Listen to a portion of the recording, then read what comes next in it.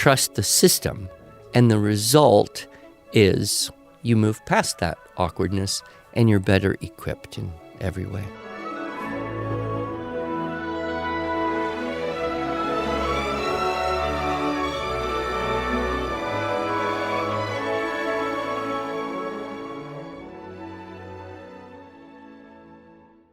Hello, and welcome to the Arts of Language podcast with Andrew Pudewa, founder of the Institute for Excellence in Writing, or as many like to say, IEW. My name is Julie Walker, and I'm honored to serve Andrew and IEW as the Chief Marketing Officer. Our goal is to equip teachers and teaching parents with methods and materials which will aid them in training their students to become confident and competent communicators and thinkers.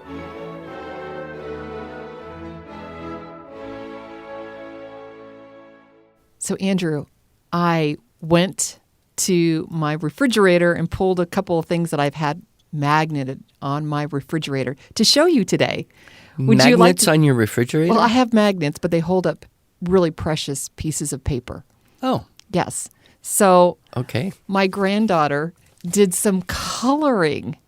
Look, isn't that cute? She's 4 years old. And here's what's so remarkable about this.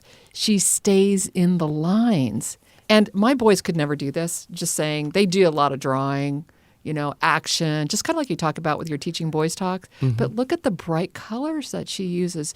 And she just could not get enough. She kept coloring. And here, Dinga, she calls me Dinga. Isn't that sweet? So we're going to Disneyland this October. But you know what? These are just really precious to me, and they are on my refrigerator. Okay, it reminds me of a joke. Okay. What mouse walks on two legs? Mickey Mouse? Yeah. What duck walks on two legs? All ducks. Oh, yeah. You got me. All right. Donald Duck does. Well, if you can tolerate Disneyland, then you can probably tolerate all sorts of uncomfortable, unpleasant, nauseating, patient-stretching experiences. Oh, this is true. Like working for me. Well, Disneyland and patience definitely go hand in hand. Mm-hmm. We launched an episode recently where I interviewed my son, who he is the one that admitted he has ADHD. And he grew up 3 miles from Disneyland. And we spent a lot of time practicing patience, waiting in those I heard lines. that really we live in a classist society now. Uh-huh. There's 3 classes. People who've never been to Disneyland, people who've been to Disneyland once, and people who go every year. Yay! I love it. But, of course, the whole topic today is about process versus product. And I think sometimes we at the Institute for Excellence in Writing, we are taking our students through these exercises to help them improve their writing. And sometimes things are, a little bit awkward. And when I look at these drawings, this is a 4-year-old. Mm-hmm. These are not going to sell for anything. Someday, look, if non-fungible tokens sell for millions of dollars, if art that doesn't exist sells, you never know. Put those things on eBay and give it a shot, and maybe you pick up an extra $400. But they're more precious to me than $400, so I'm just going to go ahead and keep them because they're from my granddaughter. But let's talk about some of this criticism that we might get from people who don't really know this idea of process versus product. Sure. Well, the biggest thing is it's awkward. I mean, that we hear that a lot. People come up to me at a convention or something and they'll say, well, we've been using your writing program for a year and I'm a little worried about my daughter's writing. It's kind of awkward. Or sometimes it's really awkward. Right. As if somehow the writing program were responsible for the awkwardness. Which is fair enough because, that's what you're doing. And so it doesn't take too long to point out a few things to everyone. First of all, how old is this child? And we go through awkwardnesses, both chronologically because of age and then developmentally because of a new skill. And this is one reason I think that there's advantages to all teachers, all parents, undertaking some kind of new learning activity in adulthood. I remember working doing a little bit of in-service for a school once. I don't remember exactly which school or where it was, but they had a policy that every year all of the faculty needed to take one class somewhere about something that they didn't know anything about, that they'd never done before. So, in a case like me, maybe it would be quilting or something horrifying. Well, if I were to do that, I would have a learning curve. And, we tend to get better and better at the things we're good at over time. But unless we're reminded of what it's like to do something that we're not already kind of good at, we forget what it's like to be young and not necessarily be good at anything. Right, exactly. So there's those two things. There's the awkwardness of just growing up and being 11 or 12 years old, and that move between, oh, it's cute. I mean, anything a 4-year-old does is cute, especially if it's your grandchild. Yes. And those same things get less cute as kids get older because our expectation will change. And sometimes we get into this desperate mode and think, oh no, this child is, a teenager now, 13. Okay, right. Well, technically. Yes. And so we're worried about this persistence of awkwardness when if we look more objectively, we would say, well, a 13-year-old is a lot closer to being 10 than being 18. And so, where does that fit in the whole process?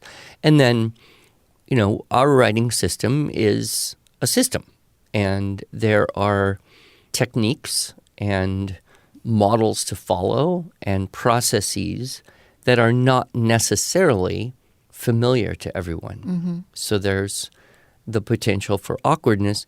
And we could use any analogy we want, whether it's me taking a quilting class to learn something I've never thought about ever wanting to even think about doing, which, by the way, is not likely to happen. But or whether it's something, like a sports or music where there's... I just thought of who you can take a quilting class from, Andrew.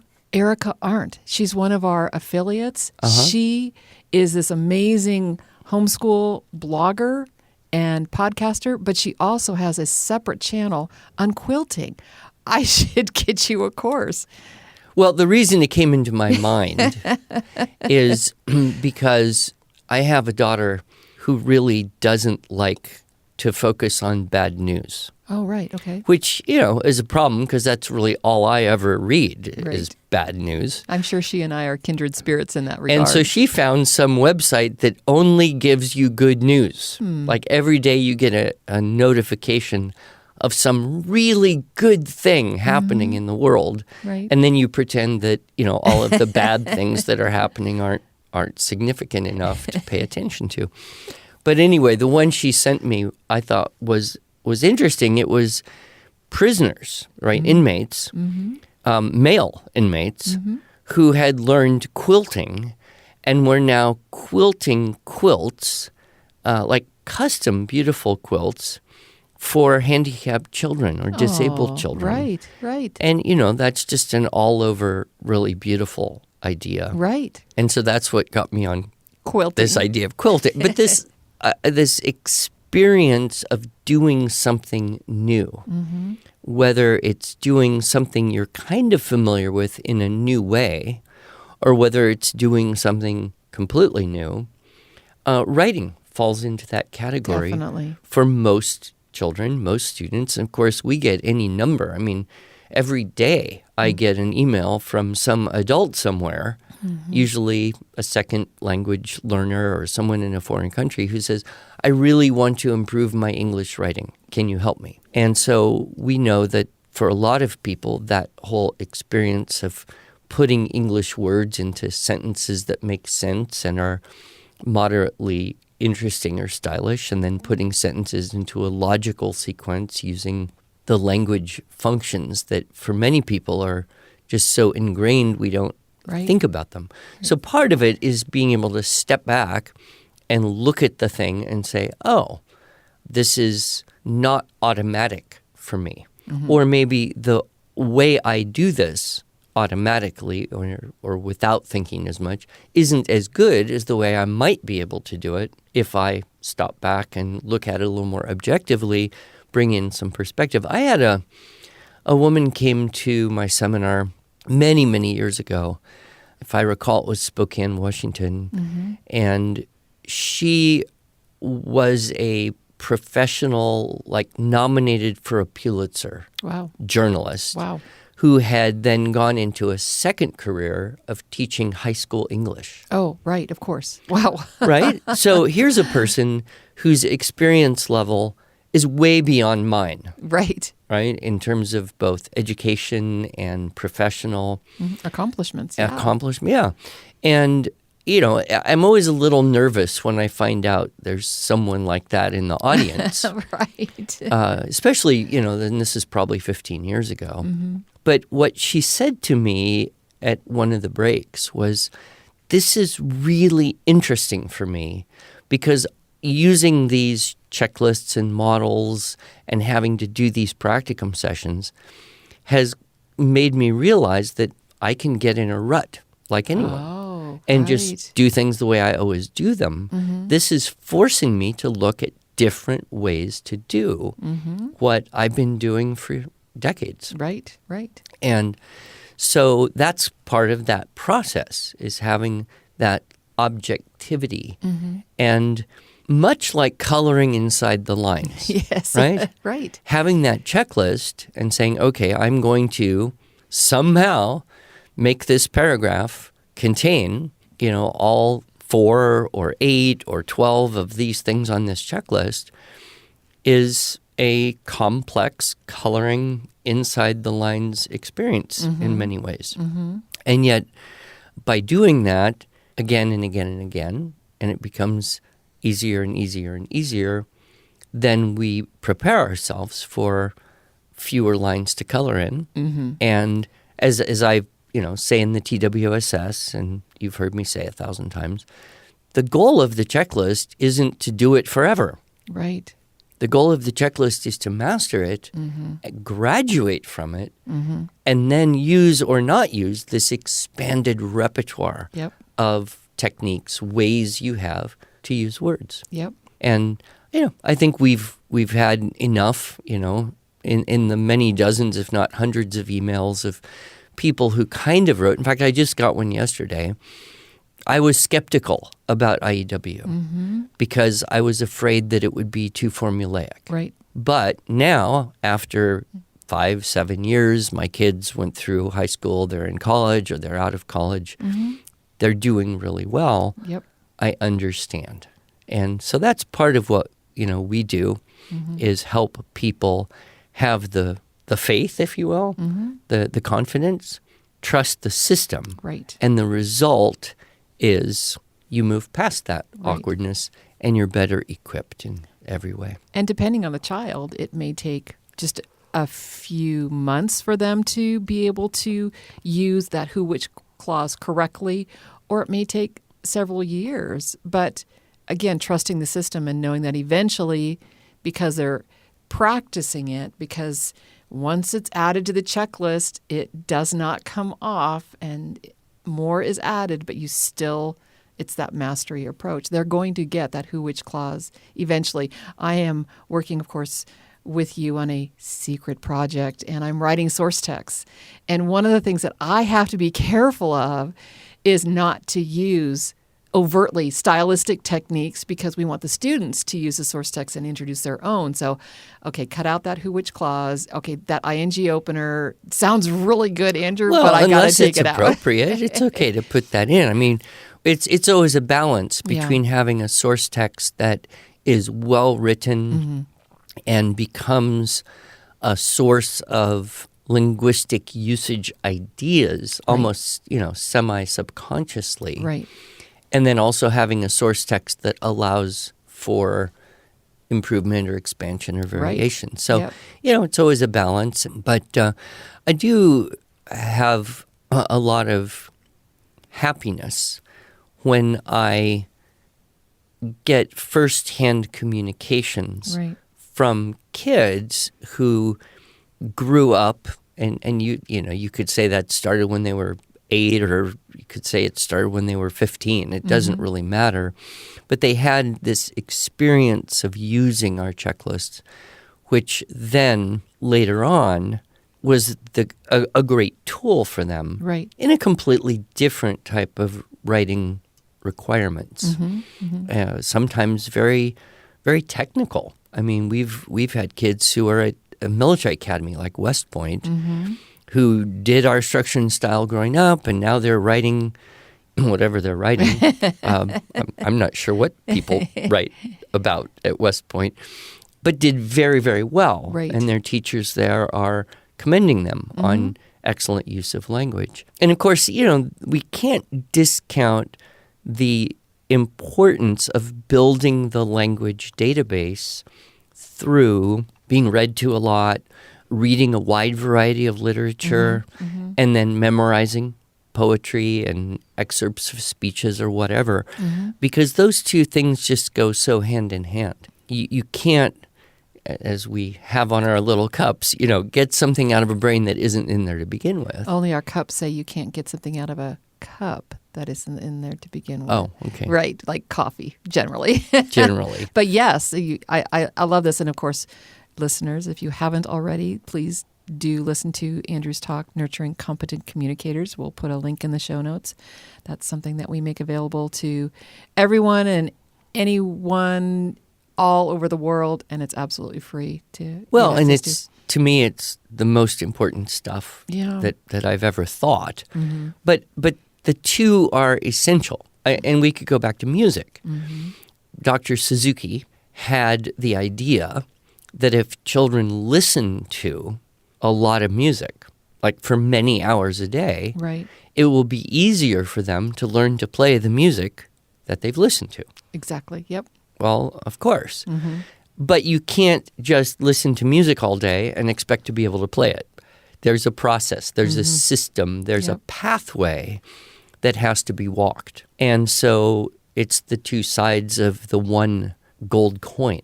You can't really get good writers without the great language database, but just doing that won't necessarily Right.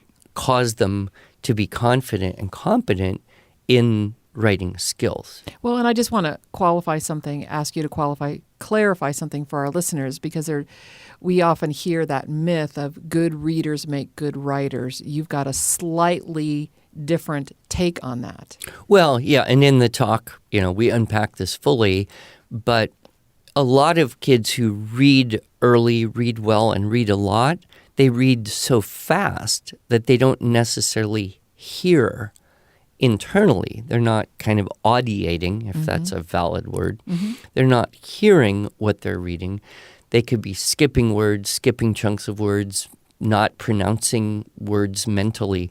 So they're not necessarily building the language database the same way we do when it comes in auditorily. And that's why I've often said, the number one predictor of good writing skills in adults is having been read to out loud in huge quantity growing up. Yep. But one more idea of Suzuki that I think applies here is this concept that just because you can do something, it doesn't mean that you can't still improve. So you look at a 4-year-old's coloring, and it's remarkably well done inside the lines with a variety of colors. But it doesn't mean that that child wouldn't improve coloring skills Right. as she gets older, Right. and as someone models how to do coloring better. Right. Because there's all sorts of things you can get into with colored pencils where you can make different shades or depths of the same hue, but it creates greater texture and therefore greater artistry. So, we see this in music, for example. I remember one of the greatest teachers that I met. I was so impressed with this teacher.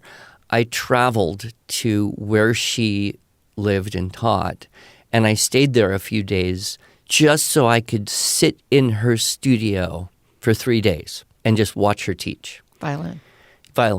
because she was, in my opinion, the best that I had ever seen. Wow. In the States here. Uh-huh. And she started really at a very young age and continued to make this point that, yes, you may be a Book One student, and that's great, and you'll play a Book One piece like a Book One student. But if you're a Book Seven student, you still play Book One pieces, but you play a Book One piece at a Book Seven level. Yes. This idea that, a student who can play very advanced repertoire can also still take a very simple piece, like Lightly Row, and play it in a very, very subtly advanced way, far beyond what a Book One student would do learning and playing Lightly Row. Right. So, we see that with the writing process as well. Yeah, okay, I can do the checklist, but you won't do the checklist and make it sound as good, make it read as well as you will once you've been continuing to practice this for 3 years and also learning new techniques along the line. Right. So, your who which technique. Yeah, it can be awkward for some kids, especially if they haven't heard it used in a literary sense enough to build a repertoire of usage ideas. But that doesn't mean they can't get there Right. gradually over time. So a third-year IEW student may have a checklist that contains everything that the first-year IEW student had, only they make it sound better. Why? Well, third year, practice, age, grown up, confidence, naturalness. Yep. So to summarize this idea of process versus product, on one hand, parents and teachers shouldn't be disappointed that their students who are just starting on this pathway, regardless of what age they are, that their initial foray into this writing assignment isn't going to be perfect. It's not going to be, like you said, a Book 7 type of student work. But eventually, going through the process, they will be able to produce a product that a college professor at West Point will be impressed with. Yeah, I mean, we can almost guarantee that, given now the track record of 20-some years. And I appreciate people's desire to see immediate results. Yep. I mean, we're all like that, Instant improvement. And we want, in our business life, in our personal life, we want that. But that's just not the way life is. Instant improvement is a lovely thought, but gradual improvement is much more realistic. Yep. And whether that's me in the gym or someone learning to quilt for the first time or someone who's been doing something for a long time.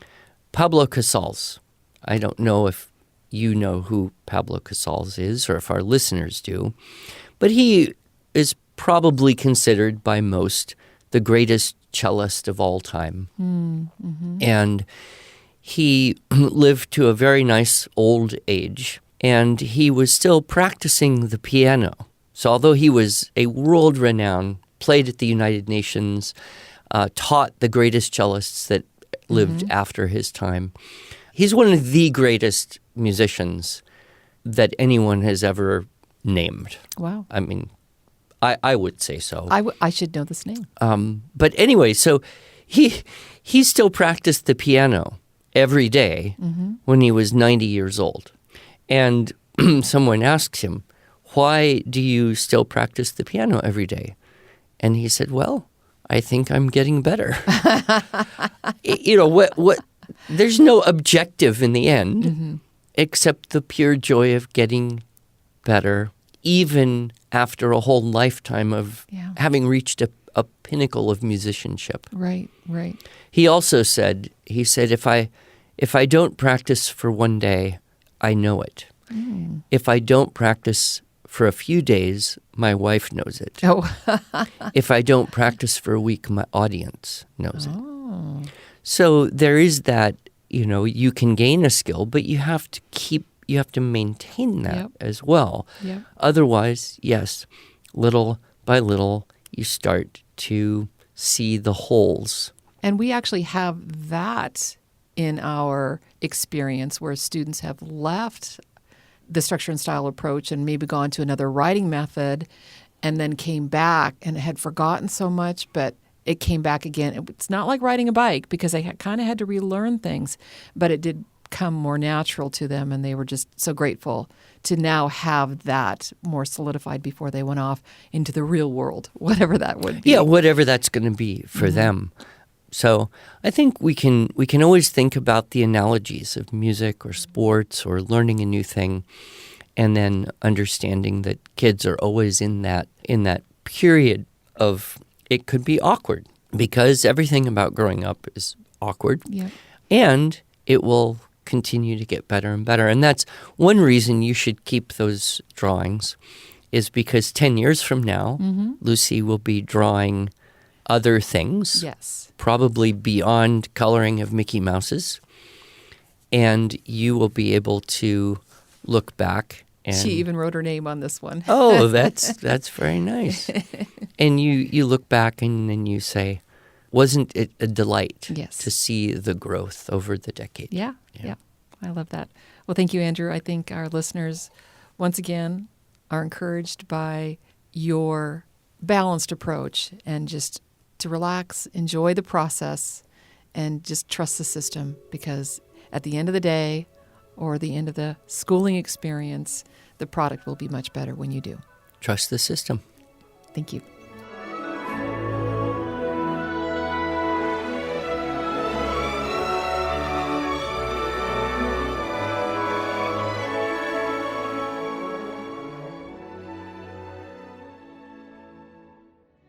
Thanks so much for joining us. If you enjoyed this episode and want to hear more, please subscribe to our podcast in iTunes, Google Podcasts, Stitcher, or Spotify, or just visit us each week at iew.com/podcasts. Here you can also find show notes and relevant links from today's broadcast. One last thing, would you mind going to iTunes to rate and review our podcast? This really helps other smart, caring listeners like you find us. Thanks so much.